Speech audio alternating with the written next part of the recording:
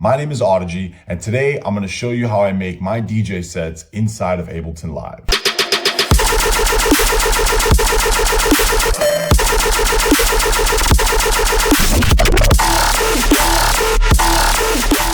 For over a decade, I've been lucky enough to play some of the biggest clubs and festivals all over the US, and I get this question asked a lot, so I figured this would be the perfect way to start my very first YouTube video.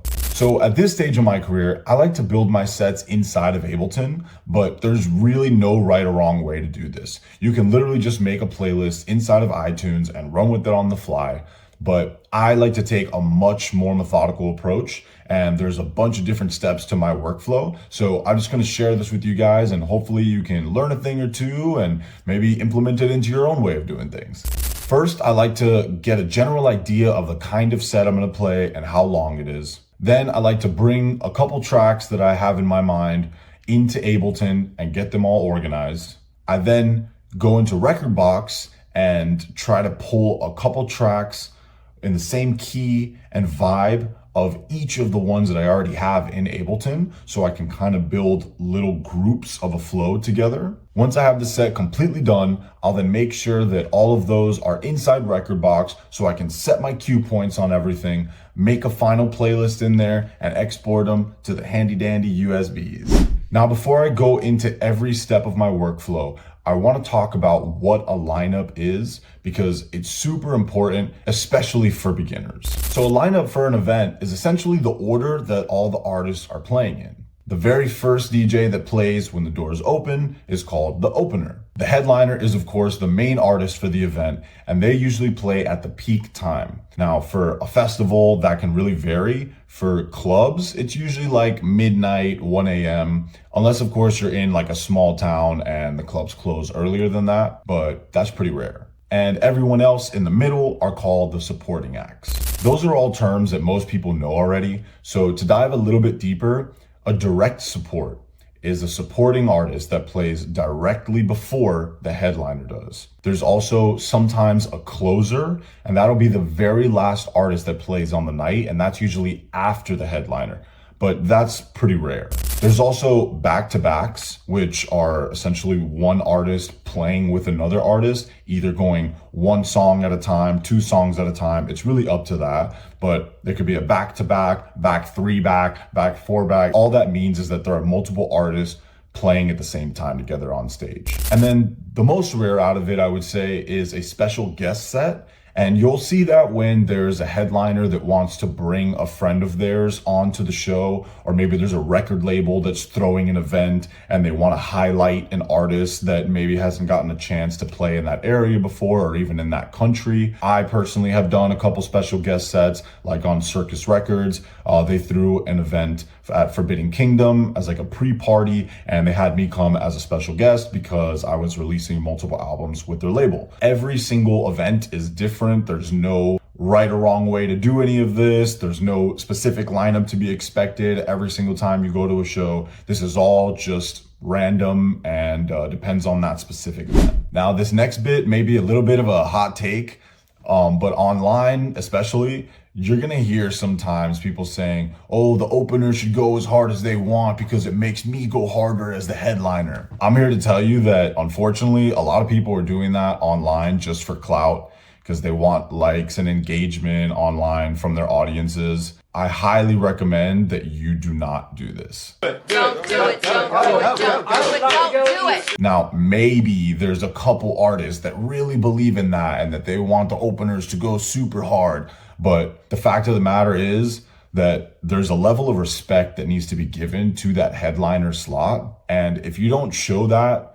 then you're most likely going to get blacklisted from the industry. No, God, please, no! As a supporting artist, and especially as an opener, it's your job to kind of build that night, build the energy of the night up to the headliner. The headliner is the main act. That is who's selling all the tickets. And sure, you may have a couple fans that come out and whatnot, and that's great. And you should be having fun with it. You should be showcasing yourself as an artist. You should be having a great time. But at the end of the day, it's your job to support, as a supporting artist, the headliner of that show. Playing some really high energy, crazy shit may feel really good in the moment, and you may get, a little bit of extra crowd reaction and whatnot in the heat of the moment. But if you think about it, there are artists that are watching and that are about to play, label managers, artist managers, agents, talent buyers, the promoters themselves of the event. All these people have been around for a long time and they know what you're doing. A promoter or talent buyer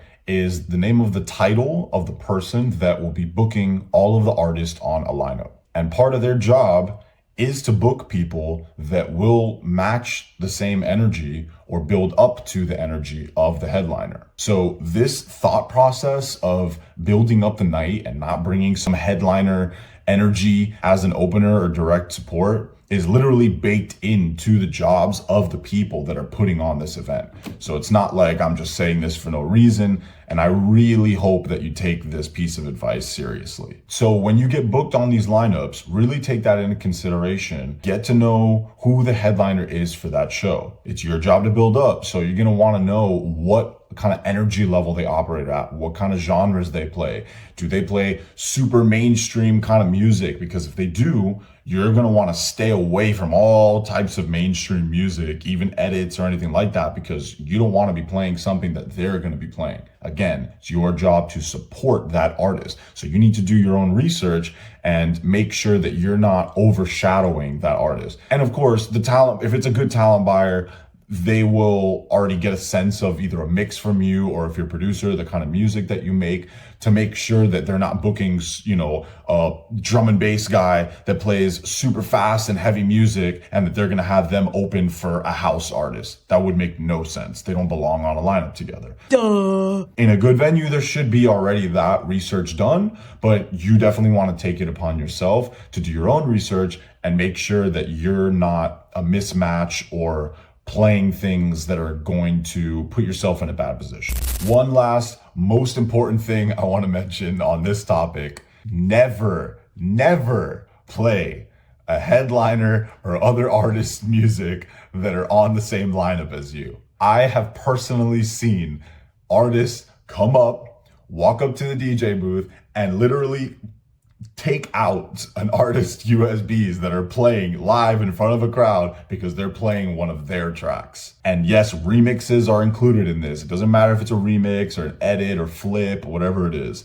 Do not play other artists' music that are on the same lineup, please.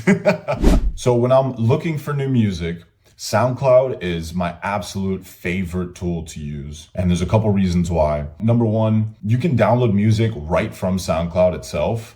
They sometimes will have a download button literally right on the track. Also, a lot of people will use download gates like Hyped It or Toneden, where they're just giving you the song away for free in exchange for like a follow or a comment, repost, whatever it is, which almost every other platform doesn't offer. Nowadays, it's actually very common for free downloads to be put out, especially in the dubstep rhythm scene. My new album is a 9-song LP that I just put out. The whole thing is free on SoundCloud. But back in the day, we didn't really have this option. I had to spend a lot of money downloading songs on Beatport, or the bad way, downloading things illegally on like LimeWire or whatever.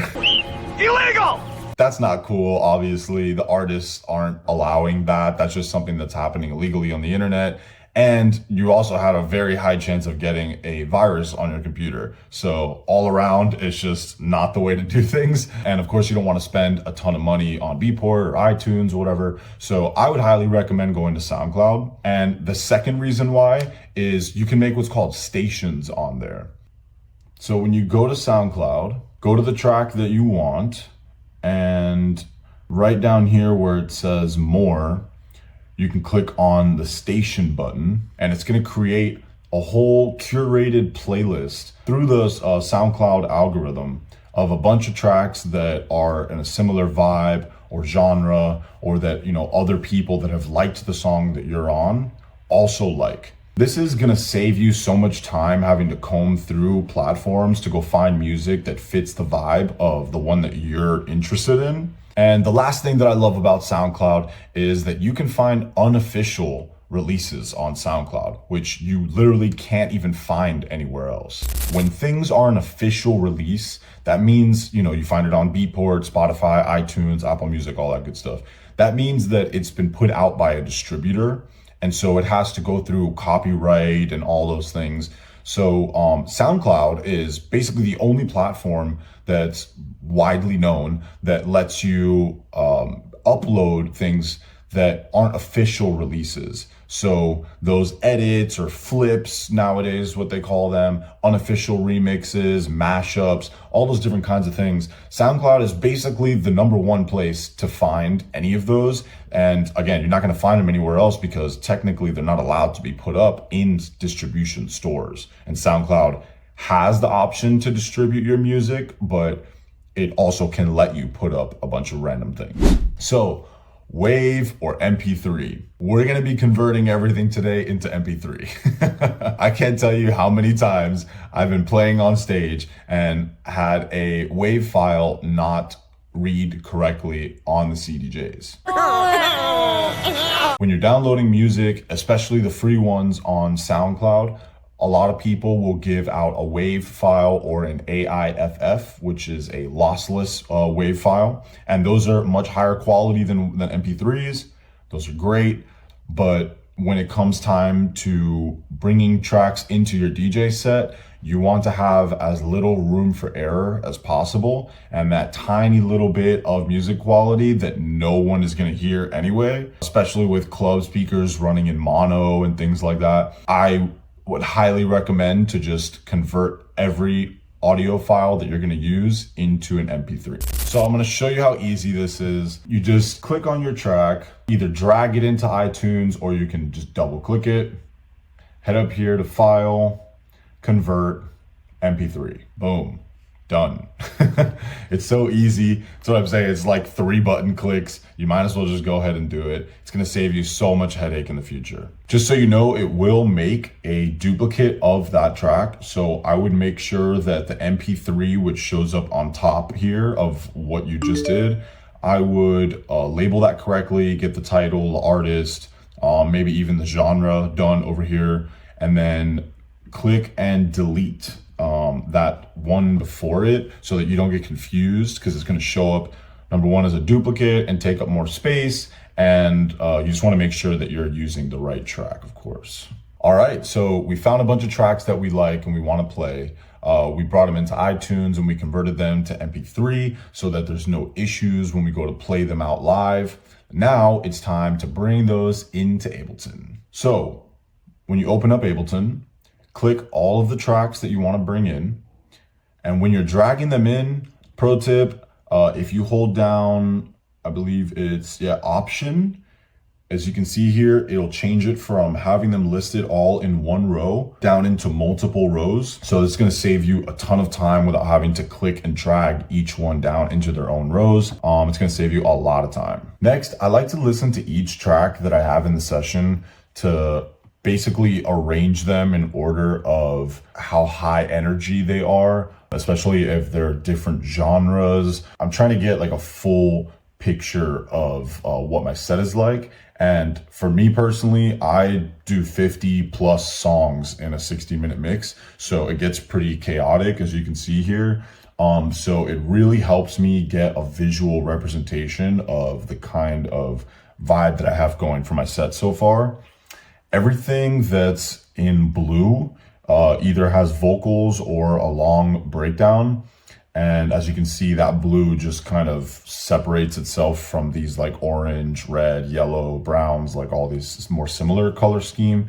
It just separates itself so I can see really clearly when I'm having a breakdown happen. Anything that is in yellow is very melodic. Orange is like a medium energy. Red is a more intense, like higher energy. Black is like blackout, like it's just crazy energy that I usually save for more of like, the end of my set over here. All this like brown is rhythm, so it's just a different energy altogether than the more like dubstep-y kind of stuff that I make.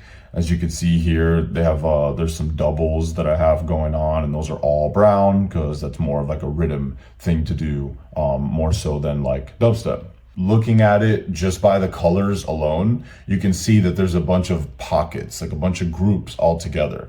So that's a really easy way to show that I'm setting vibes and keeping vibes consistent throughout it.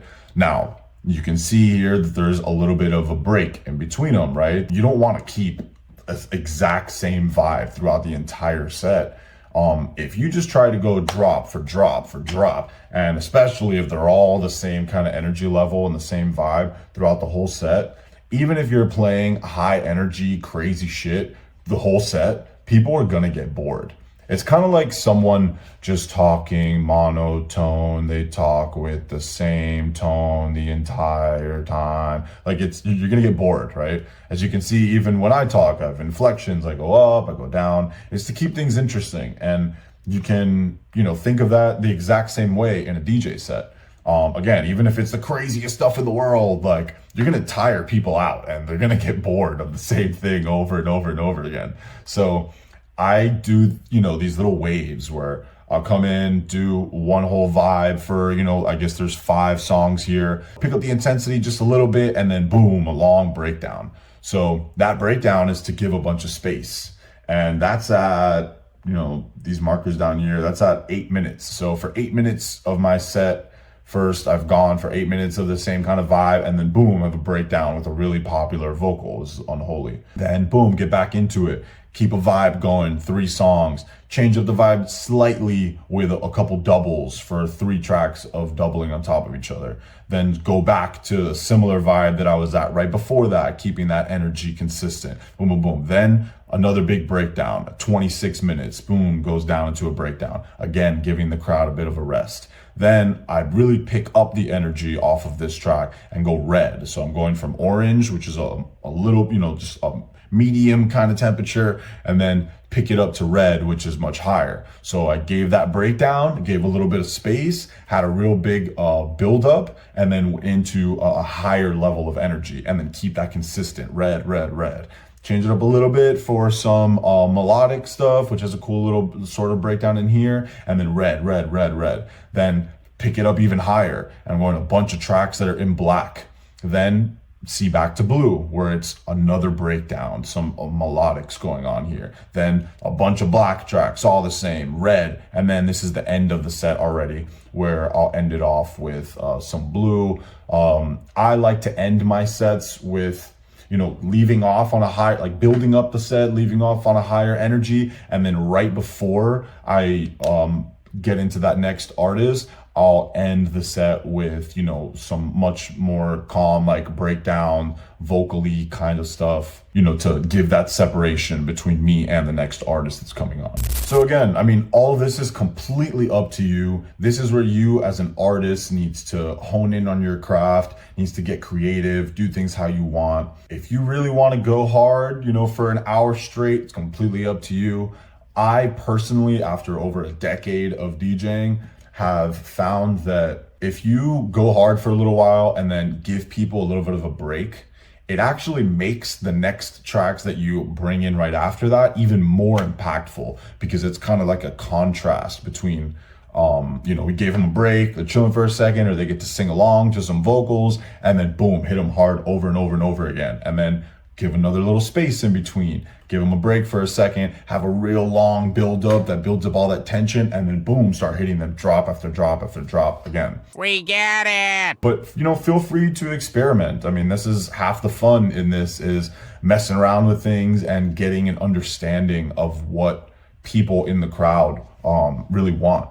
Every crowd is different. I'll definitely say that too. So in the beginning of your DJ career, I would definitely recommend experimenting, messing around with stuff so that you understand what it's like to be in front of people and not to play for yourself, but to be playing for them. Play around with it, see what works, and over time, you're gonna start to figure out your own vibe, and you're gonna see what actually works for crowds, Now that we've got some tracks downloaded, we've turned them into MP3s, we brought them into Ableton, you color coded them. The last thing I would say before you really start to build out the whole set is, as you can see here on the side, I would suggest renaming them to just the name of the song. You don't really need the artist in there or the artist instead. I mean, it's up to you. But something that I do that might be really helpful for you, I put the tempo, which like for this one is 145, and then the key 2A, which is what it's labeled like in RekordBox, and I'll show you that a little later. I put the key and the tempo of every track that I do in here because you're gonna want to warp the songs that are inside of the session, and I'm gonna go over that in a second. But basically this gives me a good visual representation of what songs are at what tempos or speeds that will help keep you a little bit more organized. Once they're warped to the grid, they'll basically be in the timing set by the whole session itself. But this will help you place them in the right areas a little better, because if you're playing songs that are dubstep and then house and then drum and bass, those are all going to be different speeds. So at least having the number put here will help you realize, oh, like even just very quickly off a sudden glance, oh, that's the speed of like a dubstep track, that's one of a house one, that's one of a drum and bass, so that you're not trying to mix up a bunch of songs all together that are different tempos, because that's not really going to work out well for you. Warping inside of Ableton essentially means that you are going inside of the clip itself and basically putting spots on the song that are like anchor points. You're basically just keeping the song cemented in at the same speed as the session. When you're DJing, it is crucial that you are mixing two songs together that are in the same speed or tempo. And in DJing terms, we call this beat matching. If you try to mix together two songs that are at different speeds, they're gonna clash with each other, especially if you're in sections that have like transients, like drums or anything like that, because you're gonna hear the different speeds clashing. And in DJing terms, we call that train wrecking. And you definitely don't wanna do that. What a train wreck! So the way that we do this is by setting a starting and ending point on the clip itself of the song. And what you want to try to find is what's called a downbeat or a one count. So when that very first count hits of a 1, 2, 3, 4, that very first hit is a downbeat, and that kind of gives you a starting point of where to start your timing of the speed of the song. I found that the easiest way to do this is to go based on a kick drum, because they have a really strong transient, and it's usually on that first hit of, you know, your one count or downbeat. But some genres can get a little tricky because the kick doesn't exactly hit on the one. Dubstep and bass music is known for being a little tricky like that sometimes. House music is very consistent. It's always on every downbeat. But because there's so much change in bass music, and that's what I go over, I'm gonna make a separate video on this and give a bunch of examples. That way you really get this technique down, because it's really important to have all of your tracks set in the right timing. Once I have a couple tracks warped, the next thing I'll do is set what's called markers inside of Ableton. So you can see here on this session, these markers right here, I have one for an intro, for halfway through the set, and for the end. And then I have a bunch here placed 145, 140, 150. All of these here are different spots that I have the grid tempo changed. You can see here, I have all of this at 145 right here, 140, 150. Basically, these different areas are changing the speeds at each one of these little sections. That way, when I bring in a bunch of songs that I know I have to warp, I can drag all the ones that are in 140 over to the 140 section, the 150s over to 150. Then I can start doing all of that warping to each one of those songs. But essentially, these markers are just points in the session that I can skip to that keeps me organized. The way to set one of these markers is you just click on a point on the grid, go up here to set. It'll set this here and it'll just give you a number by default. Click on that marker, Command R will rename, and then just go ahead and put whatever it is that you're doing. As you can see, I have an intro, a halfway point, and an end of the set. That's what I do for every single set that I make. If I'm gonna have anything else important go on, like bringing up a special guest, or there's, you know, a vibe change, like I'm now switching over to drum and bass or something, I'll make a mark right here, set, and just hit drum and bass. So yeah, anything that can just help keep you organized. One thing that I do for every single one of my sets, which I didn't write it down here because I just already knew what I was doing, but as you can see, there's a gap here in between these last two songs, and what this is space for a family photo. 1, 2, 3. I'll do my family photo with the crowd, and then I'll get on the mic and say, hey, this is my last song, thank you so much, whatever. And then I'll play out that last song. So if I were to make a marker for this, I would just put set, go rename, family photo.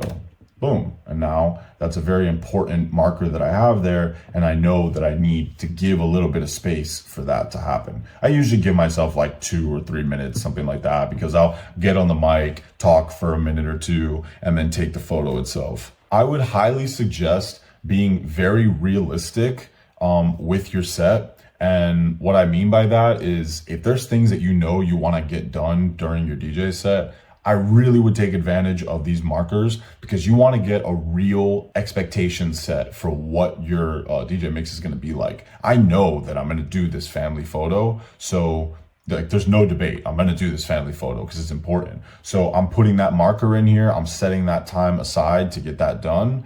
And now I'm not shooting myself in the foot, squeezing every single inch of song that I want to play in on this set. And then when it comes time to be live, I didn't give that time for myself, and now I'm either gonna not play all the songs that I wanted to, or I'm going to, you know, you don't want to be short on music, because then you're just gonna be standing up there looking at the crowd. So that's why this is so cool for me to plan all this stuff out, because you know, you really want to make sure that you're doing the best job that you can. And there's no better way to do that than to, you know, plan all this stuff out in advance. So I mentioned before in Ableton that I was labeling each track and putting the speed or tempo of the song and the key on each one of those. And RekordBox is where I go to do that. Every song that I have in RekordBox, I make sure to analyze it in here to give me that info. So you just double click a track, or you click and drag it up to the top here, and it'll analyze it for you. Over here on the right, you'll see in the BPM column, that is the speed or the tempo of the song. And then over here under the key column, you'll see that it has keys here. Now, what's so powerful about this is, as you can see, I have them in order by key, and now I can scroll and all of my songs will show me. Look at this, all 2As, 3B, 4A, all of these things are listed. So whenever I'm searching through my whole library of music and I'm trying to do what's called mixing in key, I'm looking for songs that are in the same key of the one that I'm already wanting to play, and hopefully the same tempo to make it easy and to make sure that the song doesn't sound weird being sped up or slowed down too much. This is the cleanest way to mix and to make sure that things are going to sound good being mixed into each other. There is a wheel that will show you that there are different keys that align with each other. You know, there's a circle of fourths, of fifths, all these different things. I'm gonna link a video in the description below that's gonna dive into that. I'm not gonna go super far into music theory right now, but I just wanted to show you how to analyze a song in here. That way you can pick songs that have the same key to make sure that you're mixing to the best of your ability. And yeah, I would suggest pulling in like a couple different songs that have the same key of the one you're already working with. That way you have different options. Just because the song is in the same key with another one doesn't mean that it's gonna mix perfectly.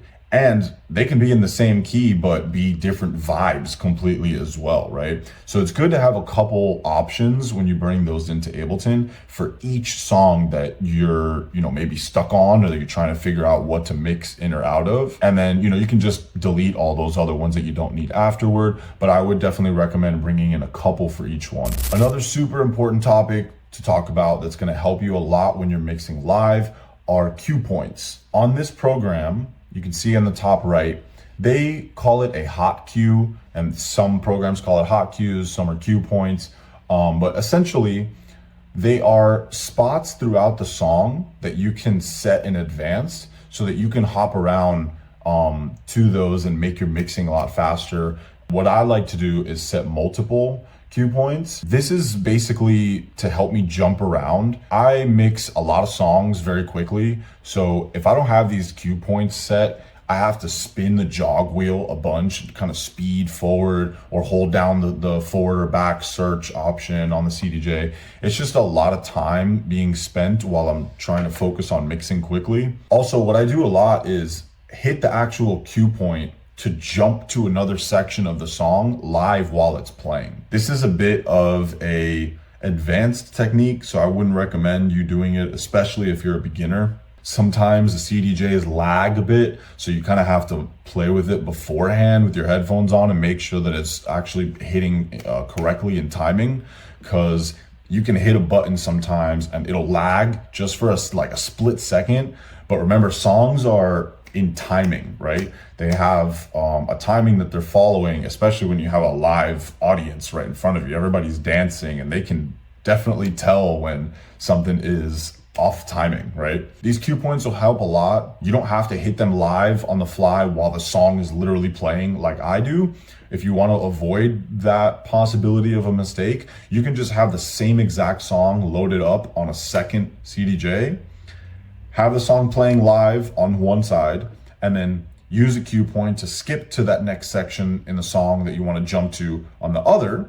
And you can have both faders up and then just kind of hit that play on the right side when it's time for that section to come and bring down the fader of the other. So you're kind of swapping quickly from one CDJ to the next, but on the same exact song. And no one will ever be able to really tell the difference as long as you do it in the right timing. So to set these cue points, it's really easy. You just double click a song, load it up.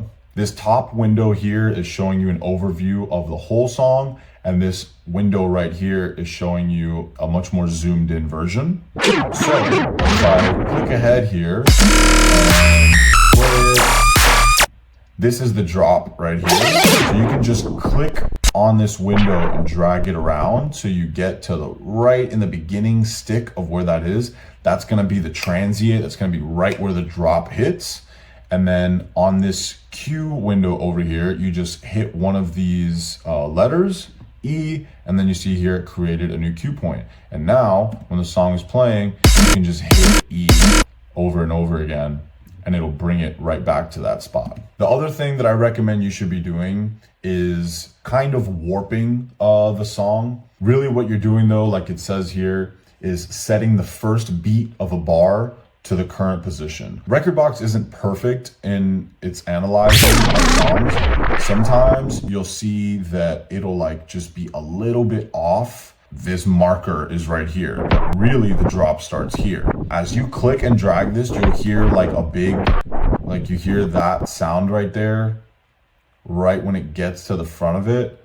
You wanna get right up to that sound, hit this red and white marker, and that'll make sure that you've aligned it and warped it right to the start of that downbeat. If you don't do this, anytime that you set a cue point, as you can see here, if I take it back off the axis again, if I delete this and make a cue point, boom, it's gonna make this cue point here instead of on the drop, because it thinks that this is the downbeat based on how the program analyzed it. If that's wrong, every one of your cue points are gonna be wrong, and that's a nightmare. So I highly recommend that you do this with every single one of your songs, whether you're setting cue points or not. Honestly, just go ahead and set this here, set it at the beginning, make sure that the song is warped correctly. Pretty much every CDJ will have at least 3 options, A, B, and C, on the CDJ itself as buttons that you can hit. That's what these A, B, and C are for. I think there's a couple that use numbers like 1 through 4 or something like that. Some CDJs now have, the newer ones have an option where you can click and make a bunch of other letters appear. It's kind of overboard in my opinion. I've never really needed to use more than A, B, and C. And just to give you an idea of why I even have those three, I'll use A as like a point that I want to start mixing from. B will be a point that I jump to further in the track, like maybe as like a second drop that I want to play, but I don't want to play the whole song in its entirety. I'll use B to kind of jump quickly over to that next spot or that next like build up into that second drop. And then maybe C sometimes I'll use as like a point that I'm mixing out of. Like maybe if there's a really quick transition I have to do, or if a song ends in like 6 bars before the drums cut out, or instead of the 8 bars that it should. Sometimes producers have really weird song structures like that, so it's very rare that I'll have something like this, but I have that put basically because of that, because sometimes there's some weird stuff going on. The final thing that you need to do is make sure that all of those songs are put together in an actual playlist inside of RekordBox. I make one usually for each set that I'm gonna do, at least if I'm changing, a bunch of stuff. Sometimes I'll play one weekend and I'll have 2 or 3 sets in the same weekend. I'm not gonna go changing every single one of them. I'll play the same set because, one will be in a different city than another, so it's perfectly fine to do that. So yeah, I would definitely put everything into a playlist, and once you have all your cue points set, the final step would be to plug in the lovely USBs and drag that playlist down. So once you plug in your USB into the computer, you're gonna click on your playlist right here and just click and drag that down into the devices and wait for it to load up. Once it's done loading, go ahead and hit the eject button. Super important, never pull the USB out of your computer without hitting eject first. It will corrupt your USB. And the second thing that I would recommend is to always put your set on a second USB or even a third one, just as a backup, because sometimes they can get damaged or they're just not reading correctly, they're not formatted correctly. My manager has a USB that he holds on to. I have 2 myself, and right before a set, I'll grab all 3 of them and just plug them all in one at a time, make sure they're all done. And you're good to go. So we've covered a lot today. I'm gonna make a new video next week, and I'm going to bring in a couple different tracks and show you how I actually mix those tracks together. I'm gonna cover using build-ups for multiple songs on top of each other, going drop to drop, show you how I give space in between mixes, and show you guys how I basically match the vibe of 2 different tracks and give you a couple different options of some different ways of mixing in and out of songs. So I hope you enjoyed my very first YouTube video. I hope you learned something, and if you enjoyed it, I would greatly appreciate it if you hit a like and a sub, and I'll see you in the next one.